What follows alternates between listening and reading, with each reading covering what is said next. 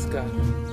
YouTube इतिहास की सबसे लंबी सीरीज, YouTube इतिहास की सबसे बड़ी सीरीज, संविधान की सीरीज पर आपका स्वागत है। नमस्कार दोस्तों, संविधान की समझ एपिसोड 5 में आपका स्वागत है।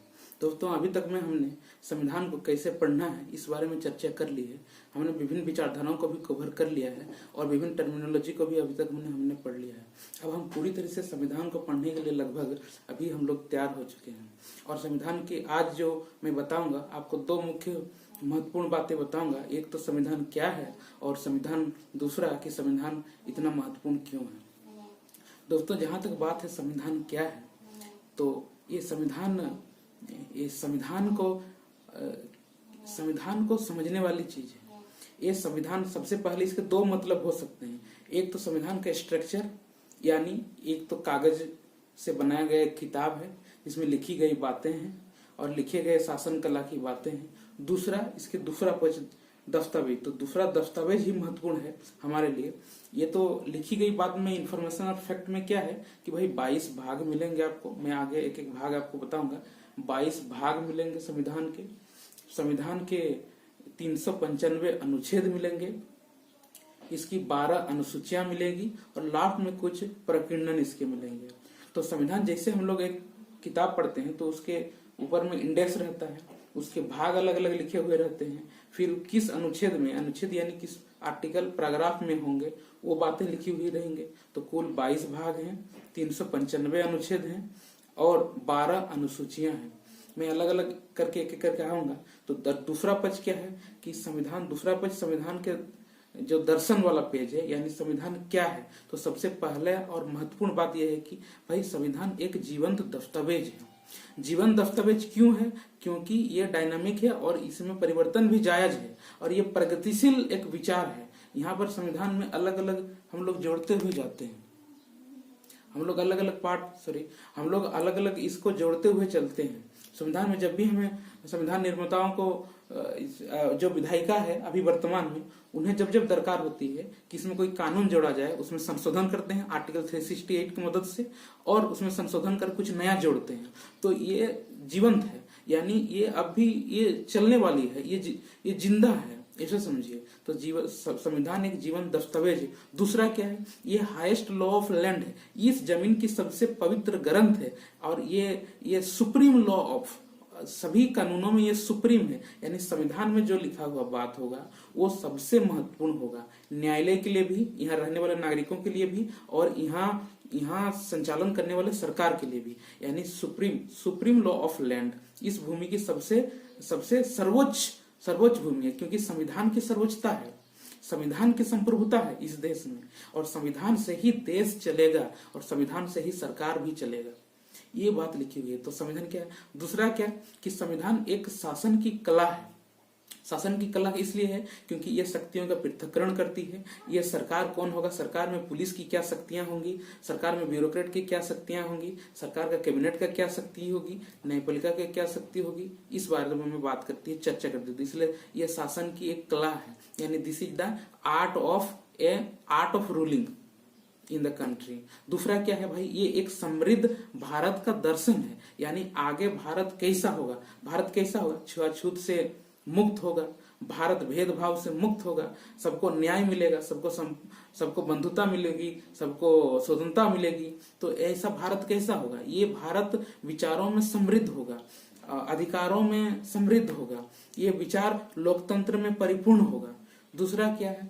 ये 200 जब 1757 यानी जो प्लासी का युद्ध था, प्लासी के युद्ध से एक बार 1857 का क्रांति, फिर आ जाइए आप 1947, यानी लगभग 200 सालों तक स्वतंत्रता संग्राम में लड़े हमारे नेताओं का एक विरासत है। 200 साल की कुर्बानी का एक जीता जागता सबूत है। यही तो है संविधान जिसके लिए हमने इतनी लड़ाई लड़ी थी। यही तो संविधान है जिसके लिए हमारे नेताओं ने कुर्बानी दी थी, हमारे अंग्रेजों से लोहा लिया था। तो इसे हम संविधान को भुला नहीं सकते हैं। ये संविधान इतनी जल्दी भुला देने वाली चीज नहीं है। तो ये संविधान 200 सालों की एक विरासत है। ये हमारे पूर्वजों का ये धरोहर है। एक अनमोल धरोहर, ऐसा धरोहर जिसकी कीमत नहीं लगाई जा सकती। और ये पता नहीं कब तक, जब तक शायद इस देश में लोकतंत्र रहेगा, जब तक इस देश में, ऐसा समझिए, जब तक इस देश में संविधान रहेगा तब तक लोकतंत्र रहेगी, और इस देश में जब तक लोकतंत्र रहेगी तब तक हमारा देश में संविधान रहेगा। और संविधान और लोकतंत्र दो बराबर स्तंभ है, और दोनों का साथ में मौजूद होना बहुत जरूरी है, क्योंकि बिना लोकतंत्र के संविधान का कोई मतलब नहीं रह जाएगा, और बिना संविधान के लोकतंत्र भी एक अराजकतावादी व्यवस्था बन के रह जाएगी। दूसरा क्या है, संविधान क्या है, ये न्याय, समानता और बंधुता, न्याय, समानता और बंधुता को बढ़ाने का एक यंत्र है। This is an instrument to improve our liberty, rights, justice. तो संविधान एक बंधुता, आपस में भाईचारा, लोगों में मेल जोल बढ़ाने का एक साधन भी है। दूसरा क्या, हम बता दिए हैं कि छुआछूत, भेदभाव जैसी कुरीतियों को समाप्त करने का एक मुख्य यंत्र सा है। तो संविधान को इन भाषा में दूसरा व्यक्ति है, ये क्या करता है भाई, सभी व्यक्तियों के यानी सभी नागरिकों के व्यक्तित्व विकास के लिए आवश्यक अधिकारों की एक गारंटी है। This is an guarantee to provide full liberty to each and every person in this country. This is our constitution. और ग्रेनविल ऑस्टिन एक महान संविधानविद रह चुके हैं। तो ग्रेनविल ऑस्टिन की भाषा में इसे एक सामाजिक क्रांति का दस्तावेज कहा गया है, यानी संविधान को सामाजिक क्रांति की कुंजी भी समझा जाता है, क्योंकि यही संविधान है जो दलितों को अधिकार दिलाया है, यही संविधान है जो डिप्रेस्ड क्लास को आगे चढ़ाया है, यही संविधान है जो सरकार को नियंत्रित करके रखती है, यही संविधान है जो आपको मूल अधिकार देता है, और यही संविधान है जो सरकार को अपनी जिम्मेदारी का एहसास कराता है। दोस्तों, ये संविधान बहुत जरूरी है, और मैं अभी संविधान क्या है इस बारे में मैंने आपको बता दिया। मैं अब आपको संविधान इतना महत्वपूर्ण, देखिए संविधान महत्वपूर्ण क्यों है, इसका सीधा मतलब है कि संविधान की भाई विशेषताएं क्या हैं, और विशेषताएं जानने के लिए हमें सीधा संविधान के पहले पेज यानी प्रियम्बल में जाना चाहिए, भारत की प्रस्तावना में जाना चाहिए। प्रस्तावना में वो सारी विशेषताएं लिखी जा चुकी हैं जो संविधान की महत्ता को बताती है। यानी संविधान का प्रस्तावना भारत के संविधान की दर्शन है। वो संविधान को 5 लाइन में पूरा व्यक्त करने का एक जरिया सा है। तो संविधान का जब प्रस्तावना पढ़ते हैं, आपने भी पढ़ा होगा, जब पढ़ते हैं कि भाई we the people of India having solemnly resolved the constitute India into a sovereign socialist secular republic India. That means हम भारत के लोग भारत को एक संपूर्ण प्रभुत्व संपन्न समाजवादी, तो संपूर्ण प्रभुत्व, ये संविधान विशेषताएं क्या है कि ये संपूर्ण प्रभुत्व संपन्न राष्ट्र बनाने की बात करती है। यानी भारत एक संपूर्ण प्रभुत्व संपन्न राज्य होगा। संपूर्ण प्रभुत्व का मतलब भारत के अधिकारिता क्षेत्र में कोई दूसरे राष्ट्र का अधिकारिता नहीं होगी, कोई दूसरे राष्ट्र का दखलंदाजी नहीं होगी, भारत एक संप्रभु राष्ट्र होगा। तो ये इसकी पहली विशेषता हो गई। दूसरा क्या कि ये डेमोक्रेटिक होगा, यानी ये लोकतांत्रिक देश होगा। भारत एक लोकतांत्रिक देश होगा जहां पर संविधान की बातें होगी, सभी को अधिकार दिए जाएंगे, सभी को न्याय दिलाया जाएगा, सभी को बराबरी का एहसास दिलाया जाएगा, समाज में छुआछूत, भेदभाव जैसी कुरीतियों को दरकिनार किया जाएगा और उनसे हटा दिया जाएगा, और सभी को एक सम्मानपूर्ण जीवन का देने का प्रयास किया जाएगा। तो ये संविधान की दूसरी महत्ता होगी। तीसरा क्या है भाई, ये सेक्युलर राष्ट्र होगा, ये पंथ निरपेक्ष राज्य होगा। पंथ निरपेक्ष कहने का मतलब पंथ यानी सेक्ट, तो पंथ होगा ये जो धर्म होता है, धर्म का सबसे ओरिजिन पॉइंट होता है पंथ। यानी ये पंथ निरपेक्ष राज्य होगा, यानी पंथ से तटस्थ रहेगा राज्य कभी भी धर्म को बढ़ावा नहीं देगा। राज्य का काम आप यदि धर्म की स्वतंत्रता, आप यदि धर्म को पालन करना चाहते हैं, धर्म को व्यवहार करना चाहते हैं, तो आप कीजिए, आपके पास राइट्स है, आपके पास अधिकार है। अनुच्छेद 25 अनुच्छेद अनुच्छेद 25 में जाके कि भाई आपको धर्म की स्वतंत्रता है, आर्टिकल 25 में, लेकिन आपके लिए राज्य कोई धर्म की व्यवस्था नहीं करेगा, राज्य मंदिर का निर्माण नहीं करेगा, राज्य आके नहीं बताएगा कि ये राज्य हम राज्य हैं इसलिए हमारा धर्म तो भाई मुस्लिम है, या हम राज्य हैं इसलिए तो भाई हमारा धर्म हिंदू है। ऐसी बात नहीं होगी। ऐसी पाकिस्तान में हुई थी और वो मुस्लिम राष्ट्र बनाया गया था। नतीजा क्या हुआ? पाकिस्तान, बांग्लादेश और पाकिस्तान दो अलग पार्ट बन गया। दोस्तों, ये धर्म राष्ट्र के बीच में, राष्ट्र बनने के लिए धर्म को नहीं ले जा सकता है, क्योंकि जब भी धर्म को राष्ट्र में जोड़ा जाएगा तो वह संप्रदायवाद बन जाएगा, और संप्रदायवाद लोगों को तोड़ने का काम करता है, जोड़ने का नहीं। दूसरी व्यवस्था क्या है कि यह सेक्युलर राष्ट्र का निर्माण करता है। दूसरा, संविधान की विशेषता क्या है? संविधान में कठोरता के साथ साथ लचीलापन है, यानी इसके साथ रिजिडिटी तो है, संविधान में कुछ रिजिडिटी भी है, और संविधान में रिजिडिटी के साथ साथ इसमें फ्लेक्सिबिलिटी भी है। कहने का अर्थ है कि भाई कठोरता क्यों है? कठोरता इसलिए है क्योंकि संविधान में संशोधन इतना आसान बात नहीं होता है।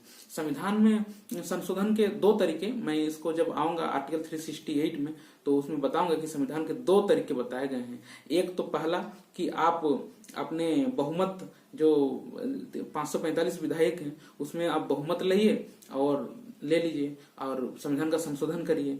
दूसरा ये कि भाई आप 2/3 बहुमत लाइए, उसके बाद आप आधे से ज्यादा राज्यों का समर्थन लाइए, तब एक संविधान। तो इसका मैं जब संविधान संशोधन आऊंगा तो डिटेल में बताऊंगा। तो कठोर तो है, लेकिन कठोर होने साथ साथ उतना भी कठोर नहीं है कि संविधान में संशोधन न किया जा सके, या जो बात लिख दिए गया है संविधान में वही बात का पालन करिए, ऐसा नहीं है। हाँ, इसका अगर यदि आपको लगता है कि संविधान में कुछ त्रुटियां तो नहीं बोल सकते हैं, कुछ समय के साथ परिवर्तन अनिवार्य हो गया है, तो आप उसको बदलिए। आपके पास संविधान में संशोधन करने का, न्यू ऐड करने का अधिकार है। हालांकि संविधान को पूरी तरीके से बदलने का अधिकार नहीं है, क्योंकि 1973 में आप याद कीजिए, याद मैं बताया नहीं किसी याद, हाँ 1973 में एक बात यहाँ पर आई थी कि एक जजमेंट आया था जिसको केशवानंद भारतीवाद कहते हैं। उन्होंने आधारभूत संरचना की, आधारभूत ढांचा, संविधान के आधारभूत ढांचा का कॉन्सेप्ट दिया था, जिसके अंतर्गत संविधान में संशोधन करते टाइम संविधान के आधारभूत ढांचा का ख्याल रखा जाएगा, संविधान के आधारभूत ढांचा का उल्लंघन नहीं किया जाएगा और मूल अधिकारों का हनन नहीं किया जाएगा, और बाद बाकी संविधान के संशोधन किया जा सकता है। इसलिए संविधान में कठोरता भी है और लचीलापन भी है। दूसरा क्या है भाई, इसमें संसदीय संप्रभुता रहेगी, यानी संसद विधायिका सर्वोच्च होगा।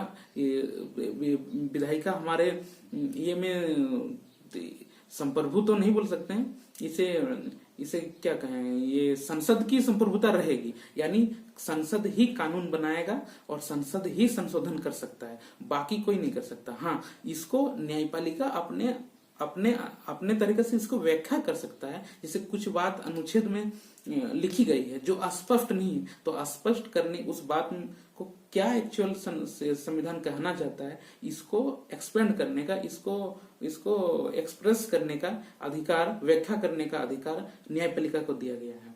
तो दूसरा क्या है भाई, संसदीय संप्रभुता होगी। तीसरी इसकी विशेषता क्या है कि भाई ये संघीय शासन का निर्माण करता है, यानी भारत एक संघ है, राज्यों का संघ है। आप जानते हैं आर्टिकल 1 में ये बात लिखी गई कि India that is Bharat shall be union of states, ये राज्यों का संघ होगा, यानी संघीय ढांचा बनाता है। संघ ढांचा का मतलब केंद्रीकरण नहीं, संघ ढांचा का मतलब विकेंद्रीकरण। ज्यादा से ज्यादा राज्यों को शक्ति दीजिए और सबको जोड़ कर रखिए, यानी भारत एक अविनाशी राज्यों का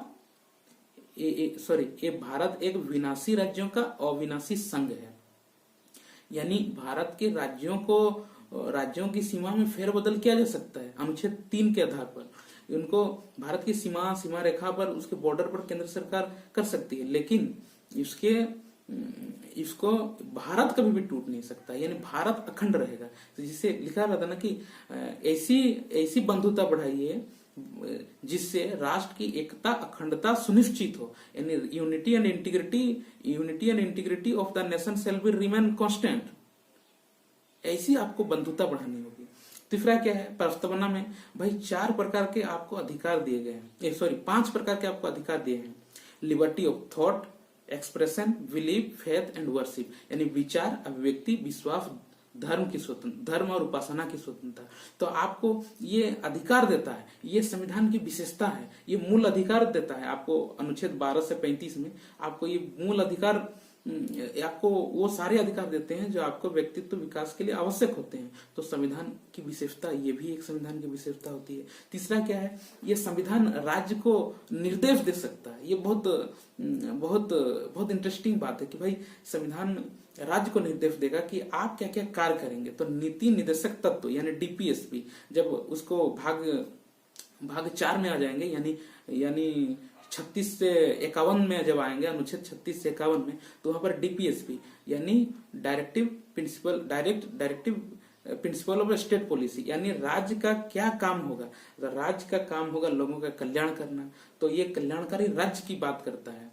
आप जाइएगा वहां जब नीति निर्देशक तत्व में, तो वो बताता है कि भाई आप इक्वल वेजेज दीजिए सबको, एक समान कार्य के लिए समान वेतन की बात कीजिए, सभी को रोजगार मुहैया कराइए, जो 0 से 6 वर्ष तक के बच्चे हैं उन्हें आप शिक्षा दीजिए। फिर आर्टिकल 21 में जब 6 से 14 वर्ष तक के बच्चे को भाई निःशुल्क शिक्षा दीजिए। तो ये निर्देश दिए जाते हैं। तो इसलिए नीति निर्देशक तत्व है, इसलिए भी संविधान महत्वपूर्ण है। और मौलिक अधिकार की बात मैंने आपको बता दी है। इसके साथ साथ ये सामाजिक स्वतंत्रता की भी बात करता है। ये फुल लिबर्टी देने की बात करता है लोगों को, आपको समाज में भेदभाव हटाने की बात करता है। इसलिए भी संविधान की विशेषता ये भी है। दूसरा क्या है, ये हमें अलग अलग राज्य हैं, अभी तो 28 राज्य हैं, 28 राज्य और 8 केंद्र शासित राज्य हैं भारत में। 28 राज्य क्यों हैं? क्योंकि जम्मू और कश्मीर को अनुच्छेद 370 हटाने से जम्मू और कश्मीर राज्य नहीं रहा, बल्कि उसको स्प्लिट करके हम लद्दाख और जम्मू कश्मीर 2 यूटी बना दिए हैं। तो 2 यूटी बन दिए हैं। तो पहले 7 यूटी थे, अब 2 यूटी, तो 9 यूटी होना चाहिए था, लेकिन 8 यूटी है। क्यों? क्योंकि दमन, दीव और दादर नगर हवेली को एक कर दिया गया। अब दमन, दीव, दादर नगर हवेली अलग अलग नहीं है, बल्कि वो एक है। इसलिए अभी वर्तमान में भारत में 28 राज्य हैं और 8 केंद्र शासित प्रदेश हैं। तो वो जो लोगों को अलग अलग राज्य हैं, तो अलग अलग नागरिकता का प्रावधान नहीं है। नागरिकता के प्रावधान में आप आएंगे तो ये भाग 2 में आपको मिलेगा। ये 5 से 11 अनुच्छेद के अंतर्गत मिलेगा कि भाई नागरिकता का प्रावधान तो अलग अलग नहीं, एकल नागरिकता, सिंगल फ्रेंचाइज, यानी सिंगल जो सिटीजनशिप का बात की गई, यानी भारत एक संघ होगा और उस संघ की नागरिकता होगी। वही नागरिकता आपको 28 राज्य और 8 केंद्र शासित प्रदेश में आपको मान्य होगा। तो आपको सिर्फ एक नागरिकता का प्रावधान है। वरना यूरोप में जाइएगा तो कैसे है कि वहाँ फ्रांस है, स्पेन है, और उसके बाद इटली है, जर्मनी है, यूके है, आयरलैंड है। वो इतने छोटे छोटे राज्य हैं जो हमारा यूपी 2 राज्य, वहाँ का 2 देश बन जाए, ऐसा है। तो वो उन लोगों के लिए अलग अलग जाइए, अलग अलग नागरिकता। हमारे यहाँ एक पूरा जम्मू कश्मीर से कन्याकुमारी तक और पोरबंदर से लेकर दिसपुर तक सिर्फ एक नागरिकता बनाइए, आप इस देश के नागरिक हैं। तो एकल नागरिकता की बात की गई है। तो ये कुल मिलाकर ये संविधान की विशेषताएं हैं। तो संविधान हमने अभी जाना कि संविधान क्या है। दूसरी बात हमने जाना कि संविधान इतना महत्वपूर्ण क्यों है। तो बात जब मैं अगले क्लास में आऊंगा तो एक एक इंडेक्स को, कई मेरे मित्र कहते हैं कि भाई हमसे याद नहीं होता है, हमसे अनुच्छेद याद नहीं होता है, और ये जो भाग है, पार्ट है, वो याद नहीं होते हैं। तो सच बोले तो हमें भी याद नहीं होता है, लेकिन इसे याद करने का एक तरीका है, जिसमें अगले क्लास में आऊंगा तो उस पर डिस्कस करूंगा कि कैसे एक पार्ट से दूसरे पार्ट से तीसरे पार्ट करते करते अब 22 जो पार्ट है और 12 अनुसूची है और 395 अनुच्छेद है, आप याद रख सकते हैं। हालांकि अनुच्छेद अलग अलग याद रखना तो बहुत कठिन वाला कार्य हो सकता है, लेकिन सभी महत्वपूर्ण अनुच्छेद जो आपके कॉम्पिटिटिव एग्जाम्स के लिए आवश्यक और एग्जाम की दृष्टि से बहुत महत्वपूर्ण है, ऐसे सब हमारे याद आ ही जाएंगे। आप पूरा वीडियो पढ़िएगा, और पूरा वीडियो जब पूरा सारा एपिसोड आप देखिएगा तो मेरे ख्याल से आपको 22 भाग, 12 अनुसूची और 395 अनुच्छेद में से लगभग 150-200 तो अनुच्छेद आपको याद हो ही जाएंगे। लेकिन आप ऐसे ही बने रहिएगा और लगातार हमारे एपिसोड को देखते रहिएगा और लाइक भी करते रहिएगा और लाइक शेयर भी करते रहिएगा, ताकि ज्यादा से ज्यादा आदमी तक ये बात पहुंचे। और संविधान को हम, जैसे इसके पहले एपिसोड में ही कहा है, हम संविधान को पढ़ाने तो आए हैं, लेकिन इसके साथ साथ संविधान को समझाने आए हैं, संविधान को सेंस कराने आए हैं और संविधान के बारे में आप हमारे समाज को हम जागरूक करने आए हैं। बहुत बहुत धन्यवाद, बहुत बहुत धन्यवाद।